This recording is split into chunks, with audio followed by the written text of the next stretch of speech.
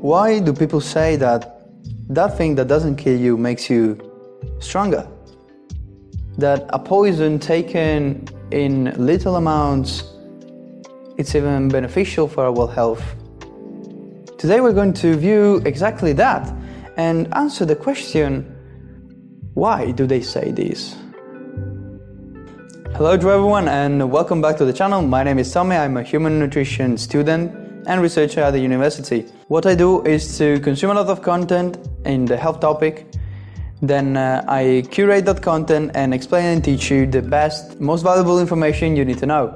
So you don't have to do the work. I already have done it for you. So today we talk about that thing that you probably heard of. The thing that if it doesn't kill you, it makes you stronger. But what is that? I mean, why maybe taking a poison can be beneficial to our health?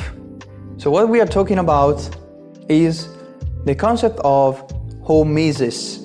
Hormesis, made simple, I will define it like this, is the amount of stress that is beneficial to our health.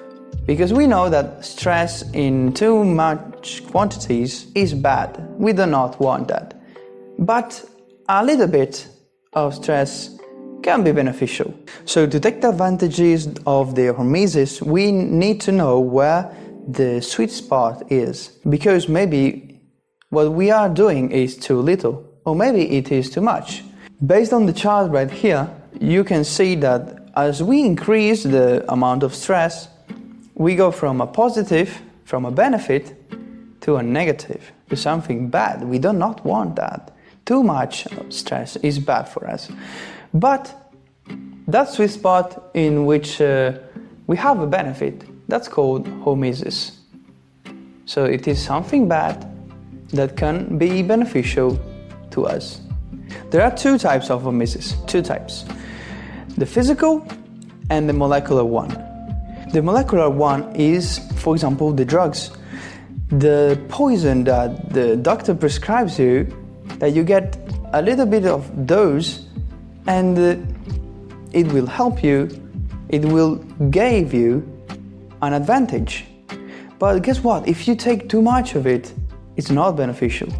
And this thing of poison and the molecular thing of hormesis is very well known, because many centuries ago, when the drug department and the medicine were not that developed, what they used were the plants, the active principles in plants and even poison of snakes, to create and elaborate new remedies to treat the diseases. But be careful, because if you overdo the molecular hormesis, it's very, very bad, because most of the times it has side effects, like our modern drugs have. They do have side effects, and that's why I'm not a huge fan of molecular hormesis. It can be very, very good, and it can be also beneficial, and some individuals may benefit more than others because they are less sensitive to those side effects that the drug can give you.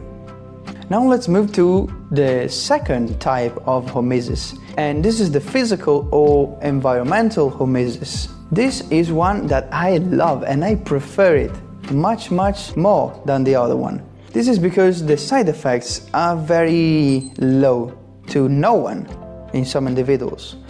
And this type of hormesis is the one in which we expose our bodies to, let's say, dangerous environments. These are, for example, the cold exposure or the hot exposure, the cryotherapy, the sauna, or even we can stimulate the physical hormesis by doing exercise, lifting weights, running or cycling, and also by maybe fasting, not eating. That's a stress we're going to put our body into.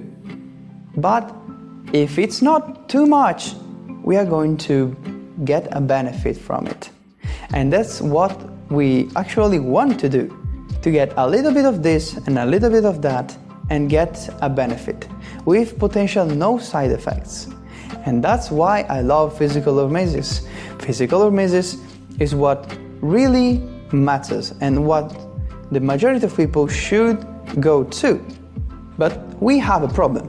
The problem is when we combine molecular hormesis and physical hormesis. Because you have to know that, for example, gluten is a type of molecular hormesis. It's a little poison, sort of, that we introduce to our body, and we get some inflammation. Inflammation is a sort of stress we put our body into.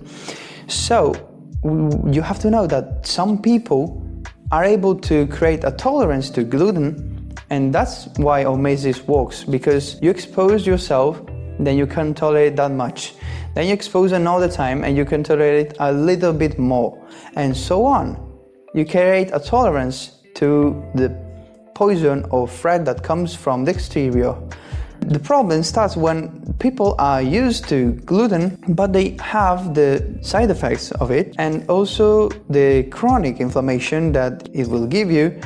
And when we add to that molecular hormesis, the physical hormesis, for example, of cold weather or some windy air, it's too much for our body, and that's when we get sick. And we have to try to kill those pathogens that come in from the exterior and survive the disease indeed. So what I want you to know is that the best thing you can do is to leave by aside the molecular hormesis and focus mainly on the physical one, because that's the one that will benefit you the most. Molecular hormesis can be good if done properly, and you also have to know that it has some side effects that some people can tolerate more than others. This is it. This video is over. I hope what I said makes sense to you.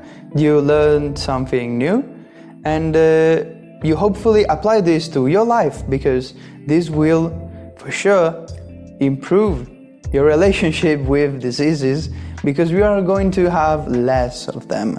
Also, don't forget to like, subscribe, turn on the notification so you get notified every time I upload a new video.